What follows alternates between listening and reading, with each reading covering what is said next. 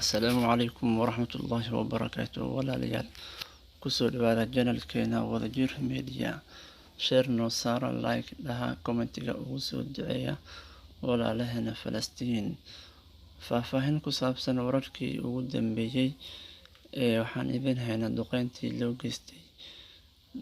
loo geystay xerada qaxootiga ee Jabaaliya ee ku taala magaalada Gaza. Wararku waxay sheegayaan 2 maalin xiriir ah in la duqeeyay xeradaas qaxootiga ee Jabaaliya maalintii 25aad ee dagaalka iyo maalintii 26aad ee dagaalka. Waa 2 maalin xiriir ah, waa maalintii shalay iyo maalintii kasii horeysay ee daraad. Khasaaro badan ayaa ku gaaray walaalaheena Falastiin. Ha ugu badnaadaan caruur iyo haween. Dadka ku dhintay waxay gaarayaan boqolaal Falastiiniin ayaa meeshaas ku shahiiday. Dhibaato badan ayaa soo gaaray, intaas in ka badanna way ku dhaawacmeen. Dagaaladii kalena way sii socdaan, dhulka ahaa iyo duqeyntii diyaaradaha iyo madaafiicdii kale ee badda laga soo tuurayay. Israa'iil weli sidooda ay u wadaan. Dhanka kale, Xamaas ayagana way iska difaacayaan dagaalada lugta ee Israa'iil. Gudaha toos way u gali la'yihiin magaalada Gaza. Caawimaad xooggan ayay sameynayaan walaalaheena Falastiin.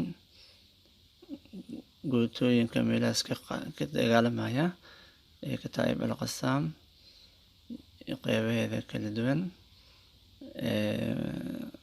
kooxaha Falastiiniinta meeshaas ku dagaalamaya way iska difaaceen garbadyadooda kala duwan.